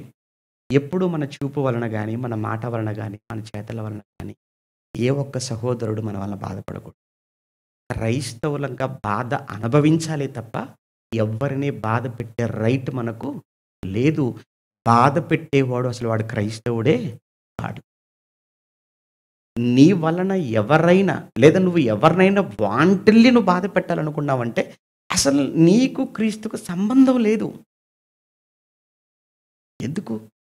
మనం బాధ పెట్టడానికి ఇక్కడికి రాలేదు. బాధ పడటానికి వచ్చాం. ఎవరిని బాధ పెట్టకూడదు. ఇక్కడ ఆ చెట్టును శపించటంలో ఉన్న ప్రధానమైన కారణం ఏంటంటే, ఒక పాఠం. చెట్టు చూడటానికి చాలా బావుంది. అది ఫలాలతో నిండినట్టుగానే ఉంది. కానీ దగ్గరికి వెళితే తప్ప తెలియలేదు. ఏమని? అందులో ఫలాలు లేవు అని. చాలామంది ఎలా ఉంటారు అనంటే, వేషధారణతో ఉంటారు. అలా అని అదే చెప్తున్నాను కదా! వేషధారణ. అమ్మో! లేస్తే ప్రభువా, కూర్చుంటే ప్రభువా, కనపడితే వందనాలు, నిలబడితే ప్రైజ్ ది లార్డ్ అంటుంటారు. కానీ అదంతా కూడా వేషధారణ అనే సంగతి అది వారికి తెలుసు. అలా వేషధారణతో కూడిన ఏమంటే ఆ రోజు ఉన్నటువంటి అంజూరపు చెట్టు చూడటానికి పచ్చగా కనపడుతున్నది. కానీ కాయలు లేని అంజూరపు చెట్టును అక్కడికక్కడ ఆయన ఎలా శపించి దాన్ని ఎండిపోయేటట్టుగా చేశాడో, ఇంకా చెట్టు లేకుండగా చేశాడో, వేషధారణతో కూడుకున్న ఏ వ్యక్తి జీవితమైనా చివరికి అదే నాశనం. కనుక వేషధారణ ఫలించాలి. ఏంటా ఫలాలు? అదేనంటే దేవుడు కోరుకున్న ఆత్మ ఫలం. ప్రేమ, సంతోషం, సమాధానం. ఏది సమాధానం? ఎవరితో సమాధానం ఉంది నీకు? నీ ఇంట్లో ఉన్న వాళ్ళతో సమాధానం. సంఘంలో ఉన్నతో అసలు సమాధానం ఉండదు. నిజంగా ఏమండి, భార్యలకు భర్తలతో, భర్తలకు భార్యలతో, మీ ఇరుగు పొరుగు వారితో, తల్లిదండ్రులతో ఉందా సమాధానం? అక్కడ లేని సమాధానం నీకు సంఘంలో ఎవరితో ఉంటది? ఎవరితో ఉండదు సమాధానం. మరలా మనం బైబిల్ పట్టుకుంటాం, ప్రార్థనకు వస్తుంటాం, వాక్యం చదువుతుంటాం. ఓ ఏమండి ఇక చెప్పాల్సిన పని లేదు. ఎన్నో చేస్తుంటాం మనం. కానీ ఏమి లేదు అనంటే సమాధానం. సమాధానమే కాదు, ప్రేమ లేదు, సంతోషం లేదు, సమాధానం లేదు. సంతోషం అంటే అదేంటండి నేను చాలా సంతోషంగా ఉన్నా. సంతోషం అనే మాటకు అర్థం అది కాదు. సంతోషం అనే మాట మీకు అర్థం తెలుసో నాకు తెలీదు. సంతోషం అంటే ఏంటో తెలుసా అండి? మనకు లేనిది ఎదుటి వారికి ఉంది అనుకున్నప్పుడు వాడిని చూసుకొని మనం హ్యాపీగా ఫీల్ అవ్వటం. అది సంతోషం అంటే. నీకున్న దాన్ని బట్టి నువ్వు కాదు, ఎవడైనా సంతోషంగా ఉంటాడు. నీకు ఉద్యోగం వచ్చిందనుకుంటే సంతోషంగానే ఉంటావు. నీకు ఉద్యోగం వచ్చినందుకు కాదు, నీ పక్కోడు కూడా ఉద్యోగం వస్తే నీకు వచ్చినప్పుడు నువ్వు ఎంత హ్యాపీగా ఫీల్ అవుతావో, ఆడికి వచ్చింది తెలిసినప్పుడు అంతే హ్యాపీగా ఫీల్ అవుతున్నావు అనుకో. అది సంతోషం అనే ఆత్మఫలం. ఎంతమంది సాధ్యం అది? నీకు లేదు, రాలేదు వీసా, అరుగు వచ్చేసింది. అప్పుడు నీకు ఎలా ఉంటుంది? నువ్వేం కులుకుంటుంటావు అని చూసుకొని. అదే ఎందుకంటే ఆ ఫలం లేదు నీలో. నాకు రాకపోతే ఏంటి వాడికి వచ్చింది. చూసావా? అది సంతోషం అనే ఫలం నీలో ఉన్నప్పుడు నీలో కలిగే ఫీలింగ్ అది. మాట్లాడితేనండి అసలు బైబిల్‌లో ఉన్న క్రిస్టియానిటీ వేరేజో మనం చూస్తున్న క్రిస్టియానిటీ వేరండి. బైబిల్‌లో ఉన్న క్రైస్తవ్యం ఒకటి. ఈరోజు బైబిల్ పేరుతో క్రైస్తవులను చెప్పుకుంటున్న నేడున్న క్రైస్తవ్యం ఇంకొకటి. కంప్లీట్ చేంజ్ కనబడుతుంది. వద్దు. మనం చాలా తప్పు చేస్తున్నాం. ఎవరినో కాదు, మనల్ని మనంగానే మనం మోసం చేసుకుంటున్నాం. అది అంజూరపు చెట్టు నుంచి మనకు ఏమంటే నేర్పించే వేషధారణ వదిలిపెట్టండి. రెండోది ఏమనుకున్నాం? దేవాలయం. దేవాలయం శుద్ధి విషయంలో ఆయన దేవాలయానికి వెళ్ళేటప్పటికి అక్కడ అక్రమం జరుగుతుంది. అన్యాయం జరుగుతుంది. యేసుప్రభులో ఎలాంటి వారంటే అక్రమాన్ని, అన్యాయాన్ని కళ్ళ ముందు జరుగుతున్నప్పుడు చూసి సహించేవాడు కాదు ఆయన. వెంటనే ఒక మాట అన్నాడు. ఏంటి? ఇది నా తండ్రి ఇల్లు గదా! నా తండ్రి ఇంటిని మీరెలా మార్చేశారు? వ్యాపారపు కేంద్రంగా మార్చేశారు. దొంగల గుహగా మార్చేశారు. వాళ్ళేం చేస్తున్నారంటే దేవాలయానికి వచ్చేటప్పటికి వచ్చి చెప్పాను కదా! అక్రమంగా ఇప్పుడు రూ. 10 అనుకున్నప్పుడు పోనీ ఒక రూపాయి ఎక్స్‌ట్రా లేదు, లేదు, లేదు. 10కి ఏమంటే 5, 6 కలిపి చాలా వచ్చిన భక్తులను చాలా దోచుకుంటున్నారు. అది చూసాడు ఆయన. వచ్చింది పాపం భక్తులు. మళ్ళా అది చూసి దేవుని పేరు చెప్పుకొని దేవుని ఆలయంలో ఇంత మోసానికి ఎగపడుతున్నారంటే, ఇంత దోపిడీకి దిగుతున్నారు అనంటే, దేవాలయములోనే దేవుడు ఉంటాడనుకున్న చోటనే ఇంత దోపిడీ, ఇంత అన్యాయము, ఇంత ఏమంటారు బహిరంగంగా వాళ్ళు చేస్తుంటే, ఇక బయట సమాజంలో ఇంకెంత దారుణంగా అది తెలుసు ఆయనకు. ఇక పావురాలు ఏమంటారు ఆ ఎడ్లు, ఆ పశువులు అవన్నీ వాటన్నిటి విషయంలో ఏంటో తెలుసా అండి? లోపల ఉన్నది ఎవరనంటే దీన్ని మొత్తం లీజుకి ఇచ్చేశారు. ఆ దేవాలయం అంతా కూడా పెద్దల చేతిలో ఉంటుంది కదా! ప్రధాన యాజకుల చేతిలో ఉంటుంది కదా! దానికంటే ఒక కమిటీ ఉంటది. వాళ్ళంతా కూడా ఏంటంటే ఇక్కడ వాళ్ళంతా కూడా షాపులు పెట్టుకోవడానికి, అమ్ముకోవడానికి వాళ్ళకి పర్మిషన్ ఇచ్చేశారు. ఎంతో కొంత లాభం తీసేసుకొని. ఆళ్ళేం చేస్తుంటారు అనంటే ఈళ్ళు బయటైతే తక్కువ దొరుకుతాయి. మీరొకటి బాగా గమనించండి. ఈ బయట రూ. 10 దొరికేటువంటి కొబ్బరి నూనె డబ్బా అక్కడికెళ్లారనుకోండి రూ. 50 చెప్తాడు. అదేంటండి బయట రూ. 10 కదా! అంటే మరి ఇక్కడ అంతే. ఎందుకు? ఇది దేవాలయం ఇక్కడిక్కడ. అలా మీరు చూడండి ఏదైనా బయట దొరికేదానికంటే ఇక్కడ దొరికేవి చాలా ఎక్కువ. పోనీ బయట నుంచి మనం తీసుకొనెళ్ళామనుకోండి రూ. 10 తీసుకెళ్ళామనుకోండి నూనె బాటిల్ లేకపోతే పావురం ఏదో తీసుకెళ్ళామనుకోండి. లోపలికెళ్ళిన తర్వాత ప్రధాన యాజకుడి చేతిలో పెట్టాలి కదా! యాజకుడికి అర్థమైపోద్ది చూడగానే అనుకుంటాడు యాజకుడు. ఇది ఇక్కడిది కాదు ఇది బయటది కనుక ఇది బాలేదు. ఎందుకంటే యాజకులు ఎప్పుడు కూడానండి బలిచ్చేటప్పుడు ఏం చేస్తుంటారంటే, ఆ ఇచ్చే బలి పశువు బావుందా లేదా? మచ్చలున్నాయా? డాగులున్నాయా? దానికేమైనా కాలం కొర ఉందా? లేకపోతే గుడ్డిదా? లేకపోతే రోగం ఉందా? చెక్ చేసుకుంటారు. ఈ దేవాలయం పరిధిలో ఉన్నదనుకోండి ఎలా ఉన్నా తోసేస్తారు లోపలికి. అది బయట తెచ్చారనుకోండి బాగున్నా గానీ వంకబెట్టి తోసేస్తారు. ఎందుకు? ఇక్కడ అమ్మే వీళ్ళకు లోపల ఉన్న వాళ్ళకు ఏముంటుంది ఒప్పందాలు, చీకటి ఒప్పందాలవి. ఇదంతా ఏందంటే బోలెడు రాజకీయం. ఎక్కడ? దేవాలయంలో. వ్యాపారపు కేంద్రంగా మార్చేశారు. దొంగల గుహగా మార్చేశారు. ఆ రోజు భౌతికమైన దేవాలయంలో జరుగుతున్న అన్యాయాన్ని చూసి సహించని దేవుడు, ఈరోజు ఆయన ఇల్లు, ఆయన ఆలయం అంటే ఏంటో తెలుసా? నీ దేహం. ఈరోజు ఆయన ఆలయం అంటే ఏంటో తెలుసా? ఈ సంఘం. సంఘం అంటే ఏమో అనుకోకండి. సంఘం అంటే ఆయన ఆలయం. ఆయన ఉండే చోటు. అటువంటప్పుడు ఇక్కడ ఇంకెంత పవిత్రంగా ఉండాలి? ఎంత ఖచ్చితంగా బ్రతకాలి ఇక్కడ? అందుకే అంటాడు కదా! ఎవడైనను నా ఆలయమును పాడు చేస్తే నేను వాడిని ఆలయం అనగానే గోడలతో కట్టుకుంది కాదు ఇప్పుడు. అప్పుడు గోడలతో కట్టింది. కానీ ఇప్పుడేంటి? సంఘము. జీవము కలిగిన దేవుని ఆలయము అంటాడు తిమోతి మొదటి పత్రికలో. అంటే ఏంటయ్యా జీవం కలిగింది? అంటే అదేంటి యెరూషలేముది? జీవము లేనిదది. రాతి కట్టడం. కానీ ఇప్పుడేంటి? జీవం కలిగిన మనుషులు. అదే సంఘం. దాన్ని పాడు చేస్తేనే అక్కడ అన్యాయం జరుగుతుంటేనే సహించని ప్రభువు, ఇక్కడ అన్యాయం జరుగుతుంటే, ఇక్కడ అక్రమం జరిగితే, ఇక్కడ లేనిపోని పిచ్చి పిచ్చి వేషాలేస్తే ఆయన ఊరుకుంటాడా? నేను ఊరుకోవచ్చు. పాపం పాస్టర్ గారు ఊరుకోవచ్చు. ఎందుకంటే ఏమంటే ఓపిక ఉండాలి కదా మాకు కొంచెం. మేము అందరిలా మీలాగా మాట్లాడకూడదు కదా! సేవకుడు ఊరుకోవచ్చు. సేవకుడు ఊరుకోవచ్చేమో, సువార్తికుడు ఊరుకోవచ్చేమో కానీ ఆయన ఊరుకోడు. ఎందుకంటే సంఘం నాది కాదు. సంఘం ఎవరిది? దేవుడు స్వరక్తమిచ్చి సంపాదించుకున్న మరి ఆయన సంఘాన్ని ఆయన కళ్ళ ముందు నువ్వు పాడు చేస్తుంటే పాపం ఏమీ చెయ్యలేక చేతగాక చేతులు కట్టుకొని కూర్చుంటాడా? చుక్కలు చూపిస్తాడు ఆయన నీకు. రాత్రి కాదు పగలే చూపిస్తాడు. అంటే అంత తీవ్రంగా ఉంటాయి పరిణామాలు, పరిస్థితులు. ఆయనతో పెట్టుకోకూడదు. అలానే నీ దేహం కూడా ఇది ఆయనకు ఆలయం. నీ దేహాన్ని కూడా ఎంత పవిత్రంగా కాపాడుకోవాలి? నీ కళ్ళు పవిత్రంగా ఉండాలి, చేతులు పవిత్రంగా ఉండాలి, నీ నోటి మాట పవిత్రంగా ఉండాలి. కంప్లీట్‌గా నీ జీవితం దేవుడు ఉండే చోటుగా ఆలయంగా మారాలి. ఆ రోజు ఆలయం బాగోలేకపోతే సహించని ఆయన ఈరోజు ఆయన ఆలయం అని చెప్పుకుంటున్న ఈ దేహం పాడైన, సంఘం పాడైన అస్సలు ఆయన సహించాడు. ఇది రెండవది. మూడోది ఏమనుకున్నాము? ఆయన చేసిన ప్రసంగం, ఆయన బోధ, ఆయన బలియాగం. ఎక్కడ? యోహాను సువార్త 12వ అధ్యాయం ముగించుకుందాం. యోహాను సువార్త 12వ అధ్యాయంలో 20-50 వరకు. యోహాను సువార్త 12వ అధ్యాయము 20-50 వచనాల వరకు రాయబడిన అంతటిని ఇప్పుడు మనం చదువుకోలేము గానీ, అందులో ఒక ముఖ్యమైన విషయం చెప్తాను. అందులో ముఖ్యమైన విషయం 20 నుంచి మనం చదువుతున్నప్పుడు ఇదంతా కూడా ఎక్కడ జరుగుతుందని చెప్పాను? యెరూషలేము దేవాలయంలో జరుగుతుంది కదా! ఆ రోజు ఆరాధించడానికి వచ్చిన వారిలో గ్రీసు దేశస్థులు కూడా ఉన్నారని రాయబడింది చూడండి అక్కడ. ఆ పండుగలో ఆరాధించవచ్చిన వారిలో కొందరు, అంటే అన్యులన్నమాట. అన్యుల గురించి మాట్లాడుతున్నాడు. ఆ గ్రీసు దేశస్థులు అప్పటికి ఆయన మాటలు, బోధలు బహుశా విన్నారేమో. విన్న తర్వాత వెంటనే ఆయన్ని కలవాలి, ఆకర్షించబడ్డారు ఆయన మాటలకు. ఆయన్ని కలవాలి అనుకున్నారు. ఆయన కలవాలనుకుంటే ఎలా అండి ఆయన దగ్గరికి వెళ్ళటం అని ఆలోచించినప్పుడు ఫిలిప్పు గారు కలిశారు. ఫిలిప్పు గారి దగ్గరికెళ్లారు. పాపం నిజంగానండి ఫిలిప్పు గారి దగ్గర ఉన్న ఒక మంచి గుణం ఏంటంటే చెప్పమంటారా? ఫిలిప్పు గారు కొత్త వాళ్ళని ప్రభు దగ్గర పరిచయం చేస్తున్నాడు. ఏమంటే ఫిలిప్పు గారు ఆంద్రే గారు ఇక్కడ ఎవరిని కలిసారంటే ఫిలిప్పును ఆంద్రేయం కలిసినట్టుగా ఉంది. అంటే ఫిలిప్పు, ఆంద్రే వీళ్ళిద్దరికి ఉన్న ఒక టాలెంట్ ఏంటంటే కొత్త వారిని ప్రభు దగ్గరికి తీసుకురావటంలో వాళ్ళు చాలా ముందుంటారు.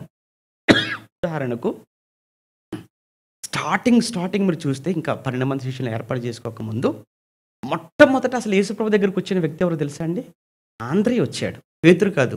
ఆంద్రేయ, పేతురు అన్నదమ్ములు. కానీ పేతురు కాదు ముందొచ్చింది. ముందొచ్చింది ఎవరు?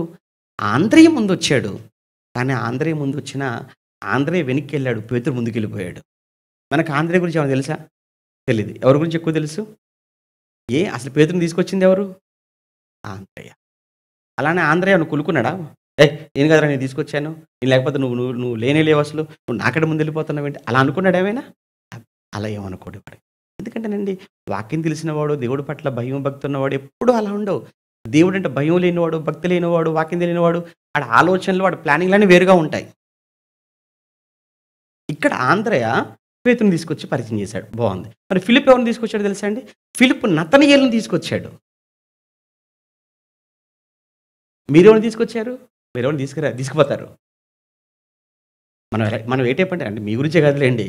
ఇండియాలో జరిగే పరిస్థితులు, అంతటా జరిగే చూస్తుంటాం కదా, బోలెడు తిరుగుతుంటాం కదండీ. మనం ఒకరిని తీసుకురావటం కాదు, ఒకరిని సంఘానికి దూరం చేసే విషయంలో మనకంటే ఎవరు ముందుండరేమో అనిపిస్తుంటది అప్పుడప్పుడు. అందులో కొంతమంది చాలా స్పెషలిస్ట్ ఉంటారండి సంఘంలో. ఎలా ఉంటారంటే కన్నేస్తుంటారు. పాస్టర్ గారు ఏదో అంటారు. అనగానే ఆడికెక్కడికో ఏమంటారు? ఎక్కడో తగులుతది. నన్నే అన్నాడు అంతే. గారు మనసులో పెట్టుకుంటాడు అంతే. ఈలోపు ఎవరో వచ్చి ఏదో అనేటప్పటికి అమ్మో! అంటే వీడు కూడా పాస్టర్ గారు వాళ్ళని హర్ట్ అయ్యాడనమాట. నేనే అనుకున్నాను వీడు హర్ట్ అయ్యాడు. ఇద్దరం అయ్యాం. ఇంకెవడున్నాడో చూస్తుంటారు అంతే ఇగ. ఇంక మాట వినరు. నేనొకడిని, ఆడొకడు, మళ్ళీ వీళ్ళిద్దరు కలుసుకుంటారు. ఇద్దరు కలుసుకొని మూడో వాని కోసం చూస్తుంటారనమాట. ఇలా ఈ ముగ్గురు కలిసి నాలుగో వాని కోసం చూస్తుంటారు. చెప్పే వాక్యం వినరింకా. ఇదంతా ఏంటంటే ఏమండి సంఘానికి రావటం కాదు, సంఘానికి నెమ్మదిగా దూరం అవుతూ మరికొందరిని దూరం చేయటం. అంటే పాడు చేయటం. ఇది పాడు చేసేవాడు ఎలా? నువ్వు పాడు చేస్తుంది సంఘాన్ని అనుకుంటున్నావు. అస్సలు కాదు. నువ్వు పాడు చేస్తుంది దేవుని ఆలయాన్ని పాడు చేస్తున్నావు. నువ్వు పాడు చేసేది ఆయన సంఘాన్ని, ఆయన ఇంటిని పాడు చేస్తున్నావు. ఇంకో విషయం చెప్పమంటారా? సంఘము అంటే ఆయన ఆలయమే కాదు, దేవుని ఇల్లు కూడా ఇది. చాలా పదాలు ఉంటాయి సంఘాన్ని గురించి. సంఘం అంటే దేవుని ఆలయము, దేవుని ఇల్లు, దేవుని గృహము అంటాడు, దేవుని వ్యవసాయము అంటాడు. ఇలా చాలా పదాలు ఉపయోగించబడ్డాయి సంఘం గురించి. ఆ ఇంటిని ఆయన కళ్ళ ముందు నువ్వు చేస్తూ పాడు చేస్తుంటే దేవుడు చూస్తాడు. ఆయన ఓపిక నీకు అర్థం కావట్లేదు. మంచివాడు యేసుప్రభుల వారు ఎంత సాత్వికుడు కదండి ఆయన. ఎంత సాత్వికుడు. అంత సాత్వికుడు ఒక్కసారిగా బల్లలను ఏం చేశాడట? దేవాలయంలో తోసేశాడట. యేసుప్రభుని ఇప్పుడు కూడా వాళ్ళు అలా చూసి ఉండరండి అసలు. ఆ స్థాయిలో కోప్పట్టం అనేది ఎప్పుడు యేసులో ఇదేంటండి బాబు, ఇంత సాత్వికంగా ఉండేవాడు, ఇంత అణిగిమణిగా ఉండేవాడు, ఇన్నన్నా బాగుండేవాడు, ఈరోజు ఏంటి ఇంత విజృంభించేశాడు? వస్తుంది, ఒక టైం వచ్చింది. అప్పటి వరకు ఓపిక. ఎప్పుడు కూడా దేవునికి మనం ఆయన సహనాన్ని పరీక్షించకూడదు. మనం మారడానికి ప్రయత్నం చేయాలి తప్ప, దేవుని సహనాన్ని పరీక్షించాలని చూస్తే పరిస్థితులు తలక్రిందులైపోతాయి. పరిస్థితులు తారుమారైపోతాయి. వద్దు. దేవుని చేతికి పని చెప్పకూడదు మనం. ఎప్పుడు కూడా ఆయన చేతులు మనల్ని దీవించేటట్టుగా ఉండాలి తప్ప, శపించటానికి దేవుడి చేతులు మన మీదకి రాకూడదు. ఇక్కడ మనం చదువుతున్నప్పుడు వీళ్ళిద్దరూ వచ్చారట. గ్రీస్ దేశస్తులు వచ్చారు. ఫిలిప్పు దగ్గరకొచ్చారు. ఆంధ్ర దగ్గరకొచ్చారు. వీళ్ళిద్దరూ ప్రభు దగ్గరికెళ్లారు. ప్రభువా! మిమ్మల్ని చూడాలనుకుంటున్నారు. మరి ఏమంటారు అన్నప్పుడు, అప్పుడండి యేసు ప్రభువారు ఒక అద్భుతమైన ప్రసంగం చెప్పారు. అందులో ఒక మాట అన్నాడు ఏంటంటే, ఇప్పుడు కాదు గోధుమ గింజ భూమిలో పడుతుంది. అది చస్తుంది. అది ఫలిస్తుంది అన్నాడు. అర్థం కావట్లేదు. నిన్ను చూడాలనుకుంటూ వచ్చారంటే గోధుమ గింజ సావడం, భూమిలో పడటం ఏంటండి? ఇప్పుడు ఎవరైనా వచ్చేసి మన ఇంట్లో ఉన్నప్పుడు, "ఏవండి పాస్టర్ గారు మిమ్మల్ని ఎవరో కలవాలనుకుని వచ్చారు" అని అనగానే, "గోధుమ గింజ భూమిలో పడి చావకుండున ఎడల" అని అన్నాననుకోండి. వాళ్ళు వచ్చారు మిమ్మల్ని కలవాలనుకుంటున్నారు అనంటే ఏం చెప్పాలి? వీలవుతే రమ్మనాలి. లేదంటే కుదరదనాలి. అది చెప్పకుండా ఈ రెండిట్లో ఏదో ఒకటి చెప్పకుండా గోధుమ గింజ గురించి, భూమిలో పట్టం గురించి, అది దాన్ని చావడం గురించి, అది ఫలించడం గురించి చెప్తున్నారంటే అర్థం కాదు. ఏంటి? ఏం మాట్లాడుతున్నాడు? ఇప్పటివరకు బాగానే ఉన్నాడు కదా! అనుకుంటాడు మనసులో. యేసుప్రభు కూడా సేమ్ అలానే ఉంది డైలాగు. అంటే దాని అర్థం ఏంటంటే, నేనిప్పుడు ఇలా ఉన్నాను. ఇక నేను ఇంకొక 2, 3 రోజులు అంతే కదా! నేను గోధుమ గింజలాగా భూమిలో పెట్టబడతాను. ఒక గింజ చచ్చితే అది ఎలా అయితే మహా ఏమంటారు ఫలాలతో లేస్తుందో, వృక్షంగా మారుతుందో, చెట్టైనా, విత్తనమైనా, నేను కూడా మహా మహిమ కలిగిన దేహాన్ని తెచ్చుకుంటాను. అప్పుడేంటంటే అందరిని ఆకర్షించుకుంటాను అనంటే, యూదులను ఆకర్షించుకుంటాను, అన్యజనులను ఆకర్షించుకుంటాను, ప్రపంచంలో అనేక మందిని ఆకర్షించుకుంటాను. ఇప్పుడు చూడమను. ఇప్పుడు చూస్తే ఎలా ఉంటదనంటే, చాలా చిన్నవాడిగా కనిపిస్తానేమో వాళ్ళకి. కానీ ఒక విత్తనంలో ఎంత శక్తి ఉందో తెలియాలి అనంటే, అది వృక్షంగా మారినప్పుడు గానీ తెలీదు. అని చాలా విషయాలు అక్కడ ఆయన మాట్లాడుతూ చివరికొచ్చేసరికి ఒక ఒక ఒక మాట అంటాడు. ఇప్పుడు నా ప్రాణం కలవరపడుచుంది. 27 వచ్చింది చూడండి. ఇప్పుడు నా ప్రాణం ఏమైపోతుంది? ఎందుకు కలవరం? ప్రాణం కలవరపడదని ఎందుకన్నాడు? శుక్రవారం పస్కా పండుగ దగ్గరకొస్తుంది. పస్కా పండుగ సమీపిస్తుందనంటే, ఆయన ప్రాణం ఇవ్వవలసిన గడియలు దగ్గర పడుతున్నాయి. ప్రపంచ మనుషులందరి పాపాలు నేను మోసేటువంటి ఆ రోజు దగ్గర పడుతుంది. వీళ్ళందరి భారం నా మీద మోపబడబోయే రోజు సమీపిస్తున్న కొద్దీ ఆయన ప్రాణం కలవరానికి గురైపోతుంది. తండ్రి ఏంటి నాయన నా పరిస్థితి? ఏం చేయాలి ఈ సమయంలో? నన్ను మహిమపరచు తండ్రి అని అక్కడ ప్రార్థన చేస్తూ ఉన్నట్టుగా మనకు కనబడుతుంది కదండీ! ఈ గడియ తటస్థింపకు నన్ను తప్పించు అంటున్నాడు. మనం కేవలం మత్తయి సువార్త, లూకా సువార్తలో ఉన్నది తెలుసు. గిన్నెను తొలగించు అని. ఆల్రెడీ యోహాను గారు ఇక్కడ చూడు ఆ గడియను ఏం చేయమంటున్నాడు? తప్పించు అంటున్నాడు. అప్పుడు దేవుడు స్వరం పరలోకం నుంచి చూడండి, తండ్రి నీ నామము మహిమపరచమని చెప్పాను. అంతటా నేను దానిని మహిమపరచుదని మరలా మహిమపరుతును అనే ఒక శబ్దం ఆకాశము నుండి యేసు జీవితంలో ఇది మూడవ మారండి తండ్రి మాట్లాడడం. ఇది మూడవ మారు మాట్లాడుతున్నాడు తండ్రి ఆకాశము నుంచి.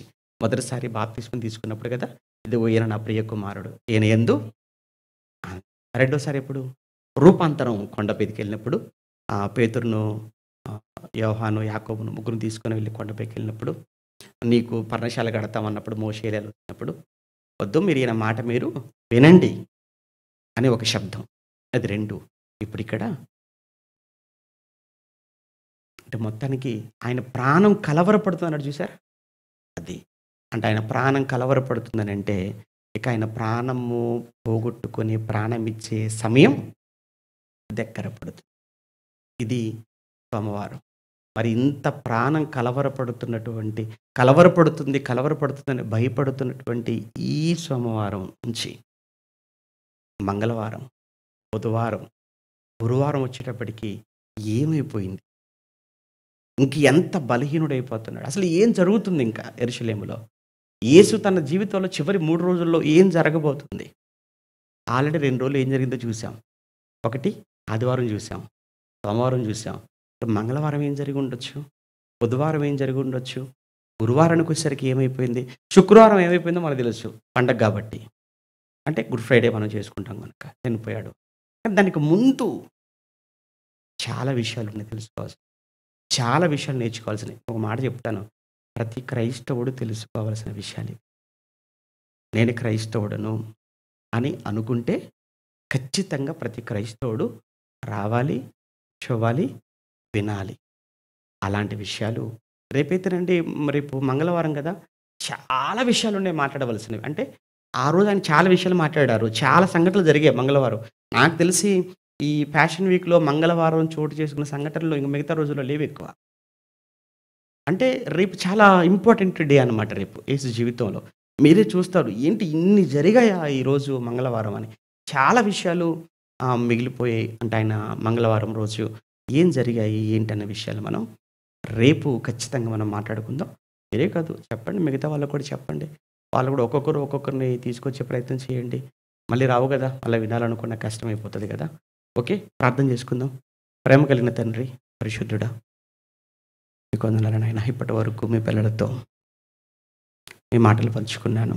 మీ కుమారుడు మా కొరకు 2000 సంవత్సరాల క్రితం ఈ లోకానికి వచ్చిన తన చివరి దినాలను ఎలా గడిపాడో, ఎలా ముగించాడో, ఒక్కో రోజు ఒక్కొక్క సంఘటన లేదా ఆ రోజు చోటు చేసుకున్న ప్రతి సంఘటన గురించి క్లుప్తంగా మీ పిల్లల ముందు పెడుతున్నాను. విన్నారు, ఆలోచించి, అర్థం చేసుకొని వారి జీవితాలను అర్థవంతంగా ముగించుకున్నట్టుకు కృప చేయమని కోరుతూ వెళుతున్నారు. క్షేమంగా తీసుకుని వెళ్ళండి. తిరిగి మళ్ళా రేపు సాయంకాలం సమయానికి మేమందరము కూడా వచ్చి మీ జ్ఞానాన్ని నేర్చుకున్నట్టు కృప చూపించమని కోరుతూ క్రీస్తునామని ప్రార్థన మీకు సమర్పిస్తున్నాము తండ్రి. ఆమెను. మన తండ్రి అయిన దేవుని ప్రేమ, కుమారుడైన యేసుక్రీస్తుల వారి కృప, పరిశుద్ధాత్మని యొక్క అన్యోన్య సహవాసం ఇప్పుడు ఎల్లప్పుడూ సదాకాలం మనందరికీ తోడై నడిపించును గాక. ఆమేన్.